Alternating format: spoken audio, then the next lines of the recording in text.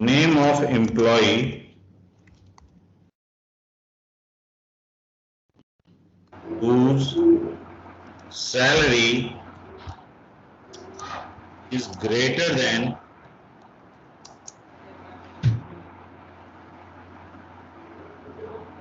average salary of the department.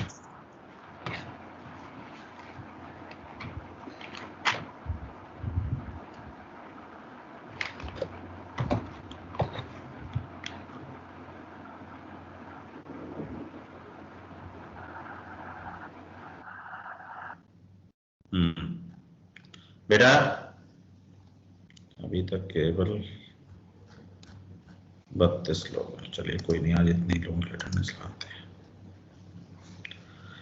Right, problem है find the name of employee whose salary is greater than average salary of the department.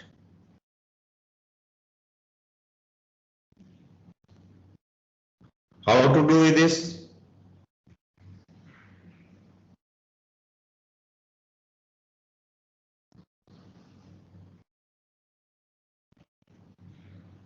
कोई बताएगा?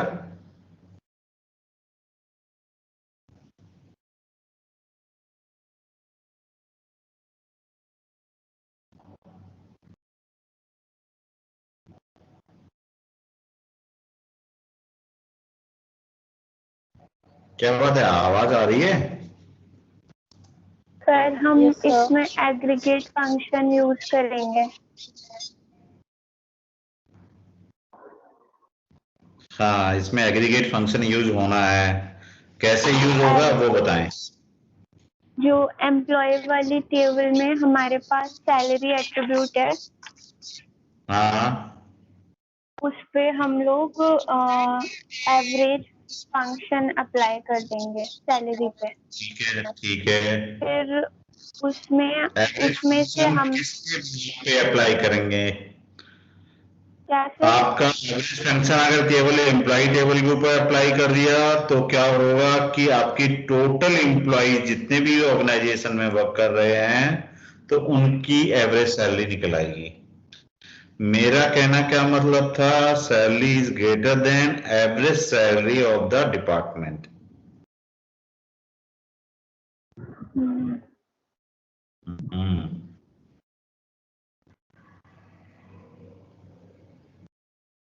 वो कैसे निकलेगी?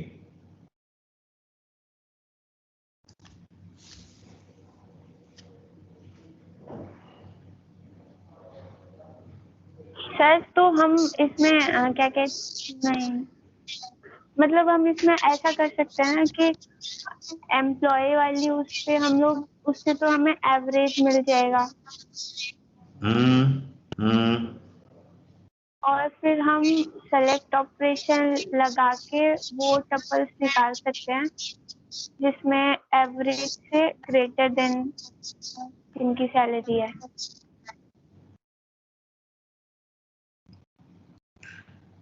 क्या हमें शो करके बताएंगे कोई कि इस तरह से निकालेंगे? सभी लोग दें भाई, जिससे पता चले कि आप लोग कुछ पढ़े हैं।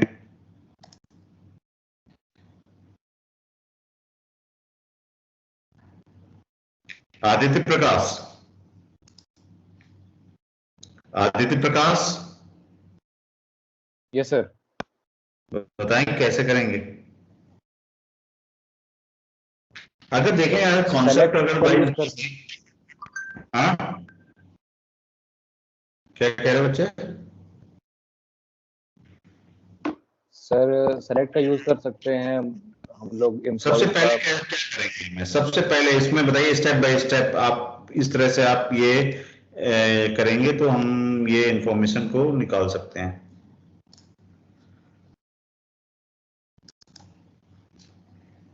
सर सबसे पहले सर हम लोग सेलेक्ट करेंगे first name last name from employees का, और फिर चेक करेंगे कि मतलब आपको फर्स्ट नेम लास्ट नेम किसका चाहिए? वो तो उनका चाहिए जिनकी ये एवरेज सैलरी से ज्यादा सैलरी है। हमें तो सबसे पहले ये एवरेज सैलरी निकालना है ना डिपार्टमेंट की। वो कैसे निकालेंगे? सर फर्स्ट तो हमें यही तो करना है कि average salary of the department, कि what is the average salary of the department. Clear है ना बात? Yes sir. तो आप बताएं, यानी कि कुछ इस तरह से इंफॉर्मेशन आ जाए बच्चे कि हमारे पास डिपार्टमेंट आ जाए, डिपार्टमेंट नंबर आ जाए और उस डिपार्टमेंट की एवरेज सैलरी आ जाए।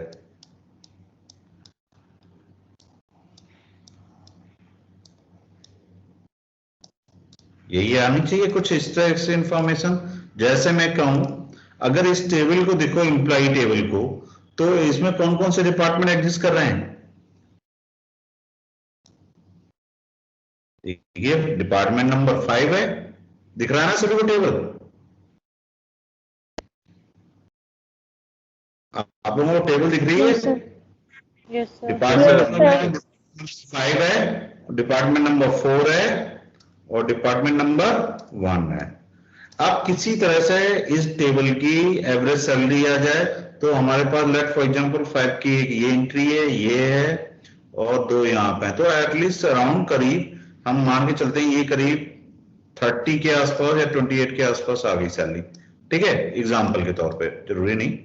ऐसे ही 4 का आ गया, सपोज इसके 25 और 45 करीब 35 के आसपास आ गए। ठीक है, चलो 30 लिख लेते हैं।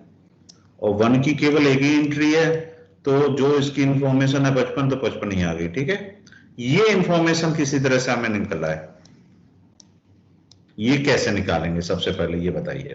यही बात है ना, पहले हमें क्या करना होगा, हमें फाइंड आउट करना हर डिपार्टमेंट की एवरेज सैलरी क्या है, तभी तो हम बाकी करेंगे कि किसकी इनकी एवरेज सैलरी से ज्यादा है।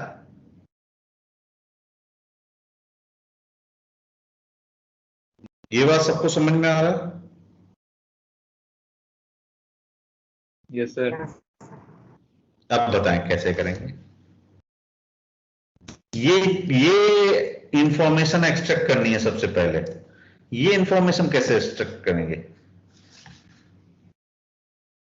आपको मैं पिछले टर्न पे बताया था।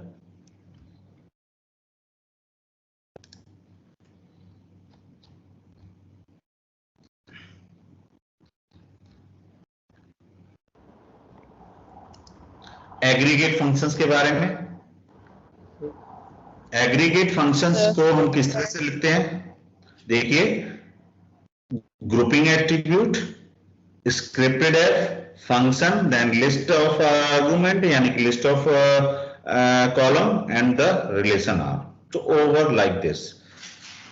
जैसे हमने कहा आपको एवरेज निकालना है तो आपको क्या लिखना होगा, average, then we have to side salary और किसकी, एम्प्लॉय की। ठीक है, और उसको ग्रुप करना होगा, ग्रुप वाइज करना है ना। तो in that case we have to write, first thing we have to write scripted F average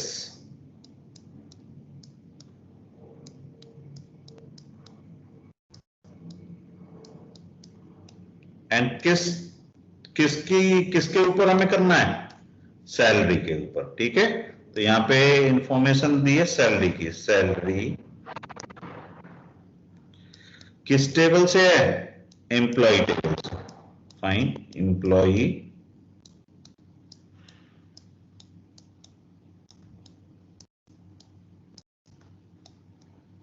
clear.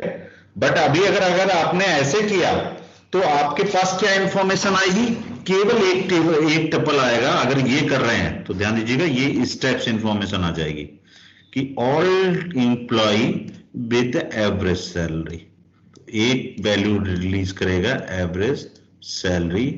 ठीक है, ये पूरा लिख लेंगे और जितने एम्प्लॉय हैं उनकी एवरेज सैलरी सपोज आ गई 25, जो भी आ गई सपोज ऐसे आएगी। ध्यान रखिएगा, अगर आपने ग्रुप नहीं किया। अब हमें क्या करना था, इसको ग्रुप करना था, तो ग्रुप किसके बिहाफ पे करना है भाई, sir D number, department number, department number के according, right. So we have to write here D number. अब जब आपने ऐसे किया तो ये क्या आएगा, ये वाला आंसर आ जाएगा, ध्यान रखिएगा। तो डिपार्टमेंट वाइज उसको ग्रुप किया और उसके ऊपर हमने इंफॉर्मेशन निकाल ली। ठीक है, ये बात समझ में आ गई। इसको हमने डाल दिया एक टेम्परेरी टेबल में T1 में। ठीक है, अब T1 में डिपार्टमेंट नंबर हो गया, एवरेज सैलरी हो गई। अब बात आते हैं, तो इसको एवरेज सैलरी को आप एज ए टी कर देंगे तो यहाँ पे ए कर देंगे तो यहाँ पे एट्रीब्यूट नाम भी चेंज हो सकता है। ठीक है, यहाँ पे अगर एवरेज सैलरी एज ए तो यहाँ पे ए आ जाएगा। Fine, good. नाउ अब आपको क्या करना था, we have to find the employee whose salary, ये तो एक टेबल बन गई आपकी T1 टेबल। अब आपके पास एम्प्लॉय की टेबल ये है, इसमें नेम चाहिए, तो किस किस टेबल को ज्वाइन कर दें, किस किस टेबल को ज्वाइन करना है, एम्प्लॉय विथ T1। बेस क्या रहेगा, बेस क्या रहेगा, कौन कौन सा मैच करना है उसको, डी नंबर। तो फिर सिंपल सी बात हो गई क्या कि employee join with D number, sorry, employee join with T1 with employee dot D number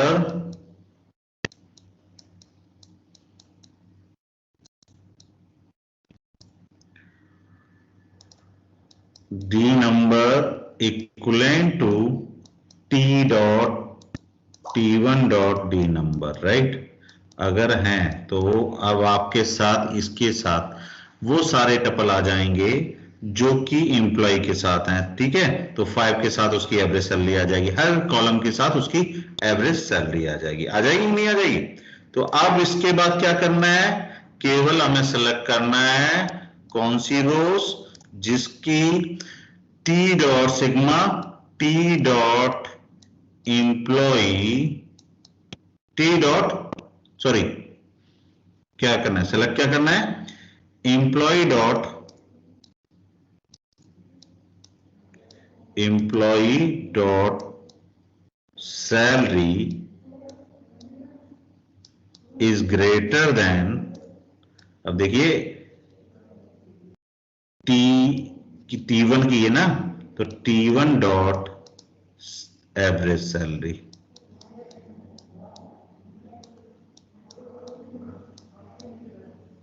ठीक है, अगर एम्प्लॉय की जो सैलरी की इंफॉर्मेशन है वो इससे है। अब इसमें से क्या हमें निकालना है, केवल फर्स्ट नेम और लास्ट नेम। तो हम यहां पर लिख लेते हैं पाई ऑफ फर्स्ट नेम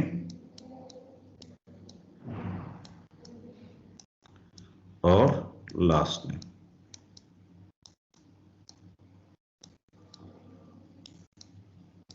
ये बात क्लियर हो रही ना सभी को, हाउ टू गेट दिस। तो this is your answer of the given query. Question समझ में गए, क्या किया हमने, पहले हमने एग्रीगेट फंक्शन का यूज करके हमने हर डिपार्टमेंट की एवरेज सैलरी निकाल ली, उसके बाद हमने एम्प्लॉय टेबल के साथ ज्वाइन कर दिया और फिर हमने सेलेक्ट कर ली वो रो जिनमें जिनकी सैलरी एम्प्लॉय की सैलरी आपकी एवरेज डिपार्टमेंट की एवरेज सैलरी से ज्यादा है। फिर क्या किया, फिर हमने किया उसमें से फर्स्ट नेम और लास्ट नेम निकाल लिया, right, that is your answer. So this is your result. Question समझ में आ गया, आंसर समझ में आ गया। Hello, yes sir. चलिए ठीक, फिर मूव करते हैं।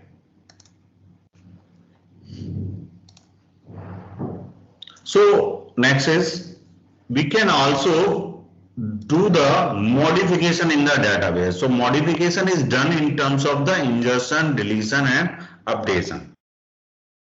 So all these three operations by the union, subtraction and the generalized projections. So what is this in case of insertion? In terms of when we insert any tuple into any relation, when we insert any tuple into any relation, so we have to give all the information related to the each column of the table. So that means you are just adding one table with their values, right? So inserting a value, inserting any tuple into a relation, you are just doing the what? It is a union operation. So insertion is just represented by whatever the relational algebra relation is there earlier. So you are using R union E. E is an relational algebraic expression that will denote a relation, right? So R union E, that now become a relation. So in that case, so insertion is just a union of the relation with the new entries. While in the case of the deletion, deletion means we have to reduce or eliminate the tuple from the table. So tuple means रो को आपको हटाना है. हटाने का मतलब कि एक में रहे दूसरे में ना रहे. तो जो हमारा रेगुलर एक्सप्रेशन है जिससे मैं सेलेक्ट कर रहे हैं, जिससे हम सेलेक्ट कर रहे हैं कि कौन कौन सी एंट्रीज हैं जिनको हमें हटाना है. सपोज हमने कहा कि you have to delete all the information of employee, all the information of employee working for department 5. आप करें delete all the entries, all the records of employee working in department 5. तो आप क्या लिखेंगे? अब sigma employee department number 5 of employee, तो ये क्या आपकी होल टेबल आ जाएगी. अब इस होल टेबल को से डिलीट करना तो you have to use the minus, that is subtraction और set difference operation. So this is case of deletion of any record from the table. So R to R minus E, right? So where R is a relation, E is a relational algebraic expression.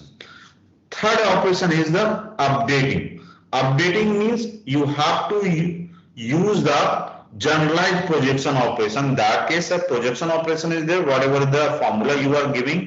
So F1, F2 up to so on FL over the relation R, and now you have to update. That means अगर आप किसी एक table के आप उसको modify कर रहे हैं स्ट्रक्चर को, जैसे कि हमने कहा कि हमें उसमें से जो एम्प्लॉई टेबल में डेट ऑफ बर्थ नहीं चाहिए, तो आपने you just ignore that and you can just take all the different other attributes. So here list all the attributes with their pi and R, you get the result of, and you can update it again.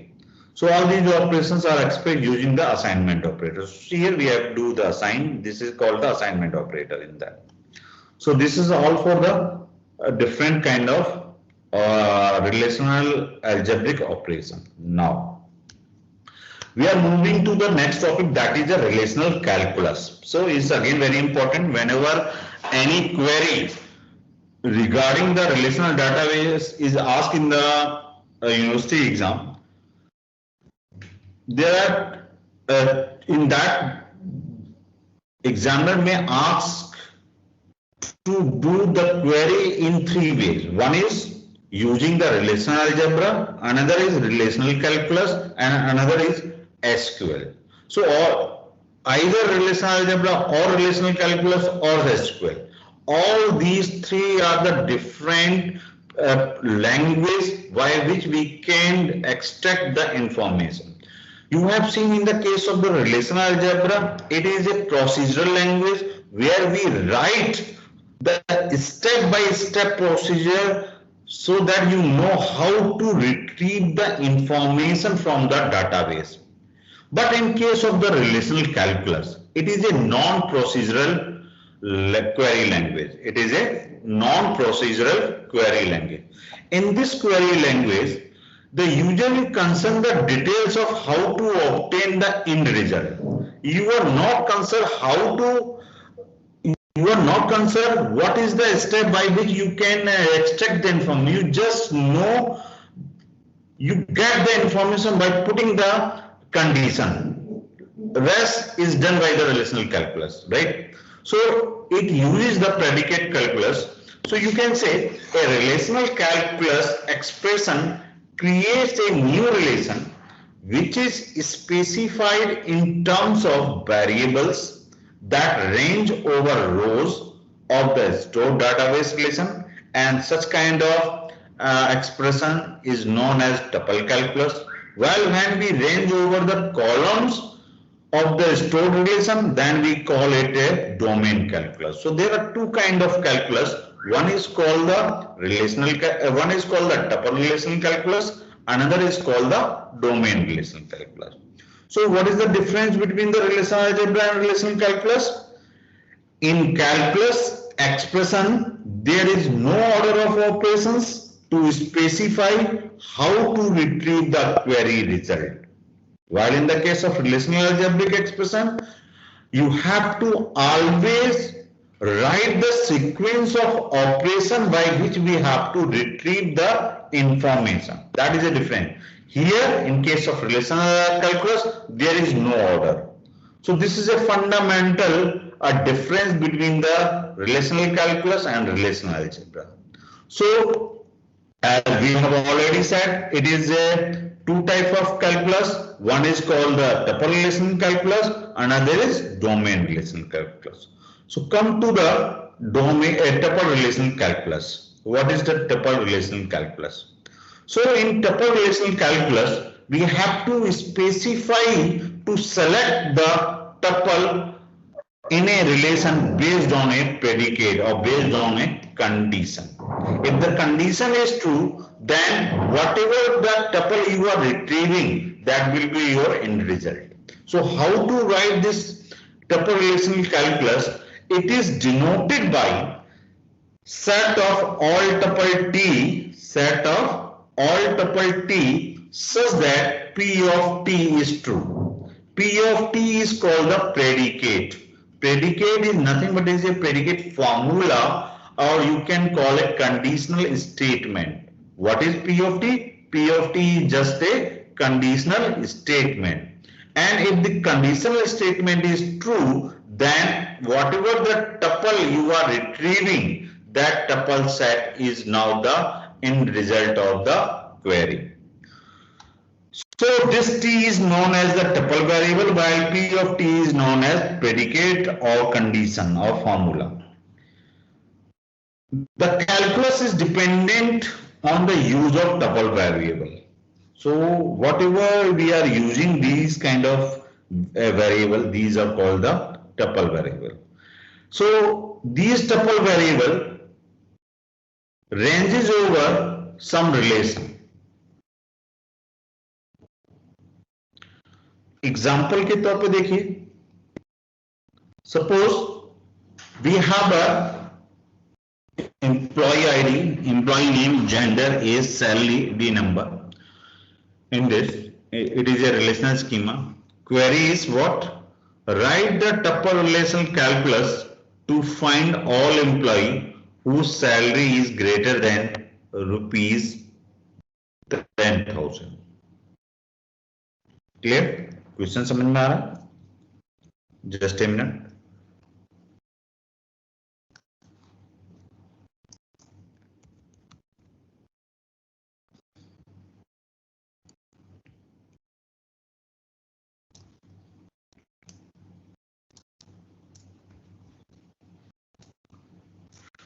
Right. Write the tuple relational calculus. Write the tuple relational calculus to find all employee whose salary is greater than 10,000. So as per the tuple relational calculus notation, you can say this is a called TRC, tuple relational calculus. So TRC is always denoted as a set of tuples. So set of tuple like T such that P of T is true. P of T is true.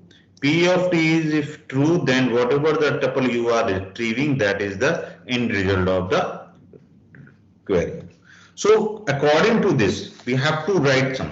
So in that case, we have an employee relation.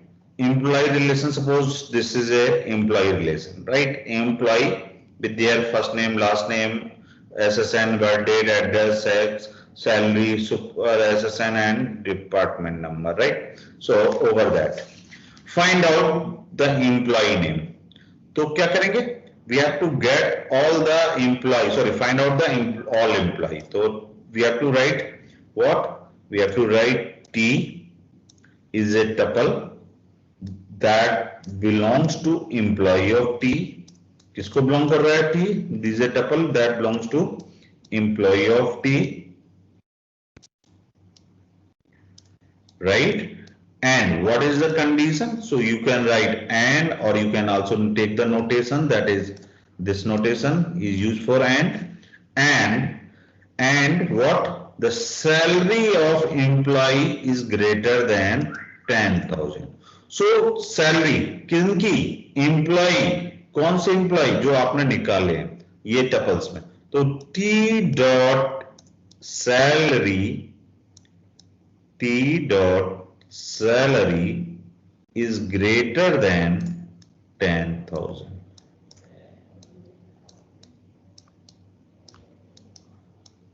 Right? So this expression is called the tuple relation calculus. This is known as TRC. Clear हो रही है?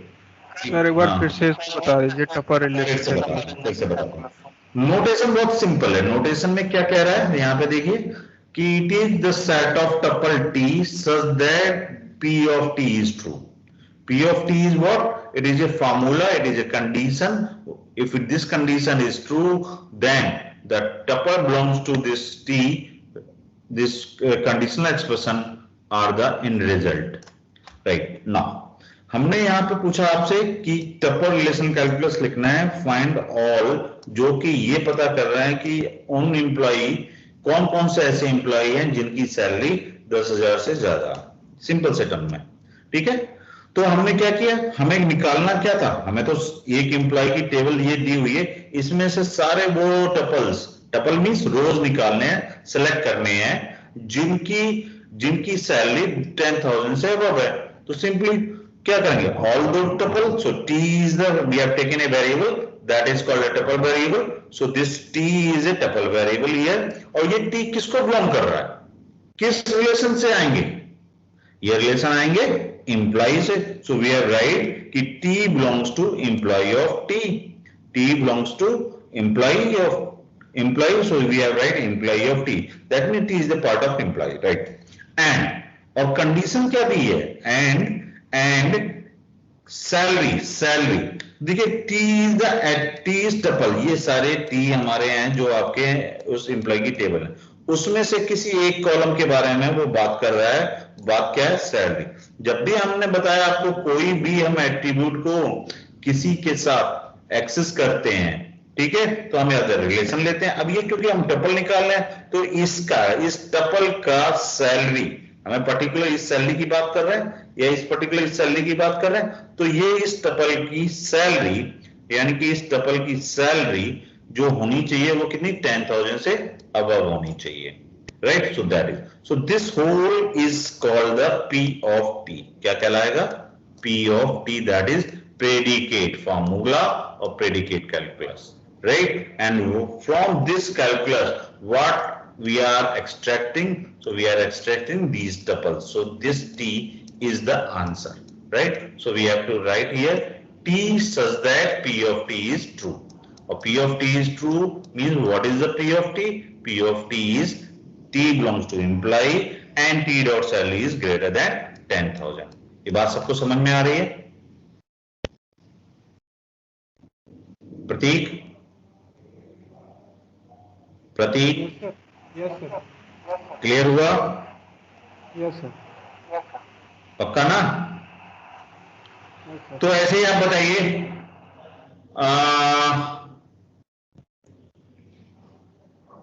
Find the location of department number 5. Find the location of department number 5.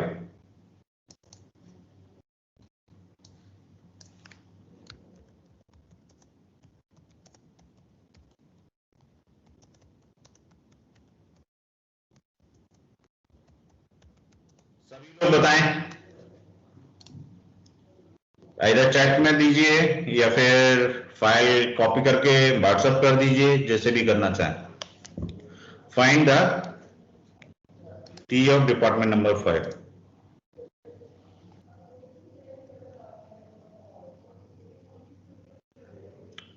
Question सबको आ गया? Clear हो गया कि क्या है?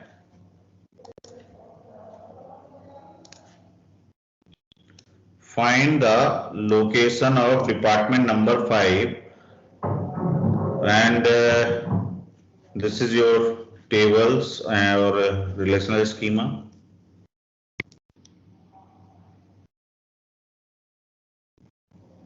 दो मिनट दे रहा हूं.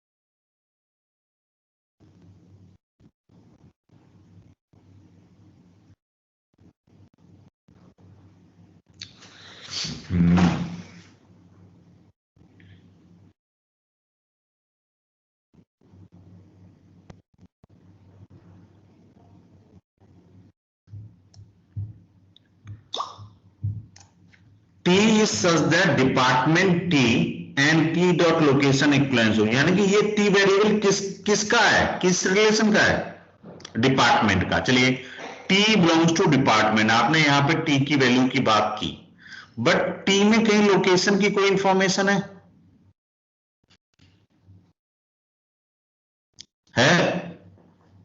नहीं है, यानी कि T किसको बिलोंग करना चाहिए, क्योंकि यहां पे डिपार्टमेंट नंबर भी है, लोकेशन भी है.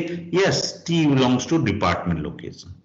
किसको आना चाहिए, T belongs to department location. So we write here we have a T such that T belongs to department location. So department location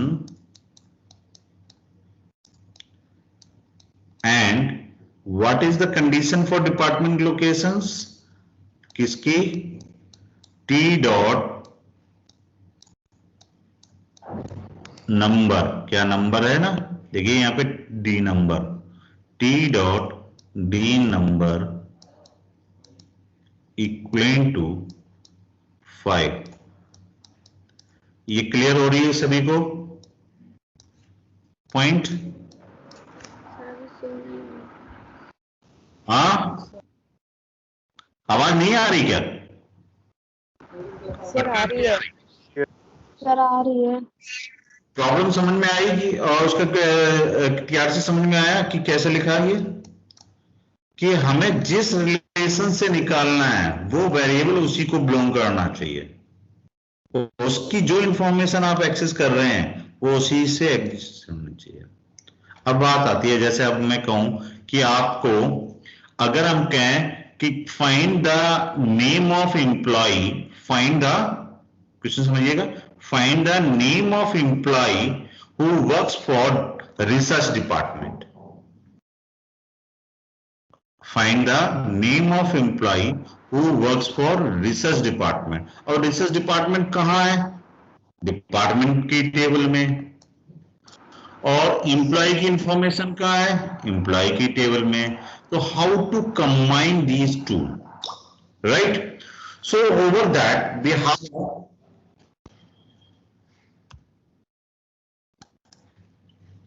some quantifier. So over that we are just going to next. So see here, what is an atom in TRC? This is called the atoms. So R of T is an atom in TRC where R is a sir ये वाला question सही से फिर से बता दो. Find the location of department number 5. Okay, just a minute. See, हमने पूछा था आपसे कि find the location of department number 5. अब आप देखें इस टेबल्स में डिपार्टमेंट लोकेशन किस रिलेशन में है, दोनों कहां पे है डिपार्टमेंट लोकेशन? अभी शो नहीं हो रहा है, वो सेम तो ही है सर. लैग हो रहा है स्क्रीन में, थोड़ा टाइम देरी में शो होता है. अच्छा, आज मुझे लग रहा है इंटरनेट में थोड़ी सी प्रॉब्लम चल रही है. सर डिपार्टमेंट लोकेशन टेबल में. हाँ, तो ये जो टप्पल निकालेंगे ये किसको बिलोंग करने चाहिए, डिपार्टमेंट लोकेशन में. Department location. तो T is such that T belongs to department location. ठीक है, और कंडीशन क्या है?